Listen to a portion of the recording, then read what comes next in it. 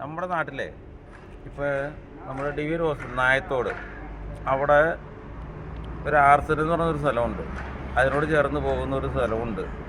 ഡിവിൻ ഹോസ്പിറ്റലിനോട് ചേർന്ന് പോകുന്ന MG നഗറിൻ്റെ അടുത്തൂടെ പോകുന്ന ആ ഒരു വഴിയിലോട്ട് നമ്മുടെ എയർപോർട്ടുണ്ട്, അതായത് സിയാലിൻ്റെ ഒരു അതിക്രമം പോലെ വേണമെന്ന് പറയാം. കാരണം വെച്ച് കഴിഞ്ഞാൽ അവരുടെ ഒരുപാട് ടിപ്പർ ലോറികളും കാര്യങ്ങളും വന്നിട്ട് ആ വഴി മൊത്തം നശിപ്പിച്ചിട്ടേക്കാണ്.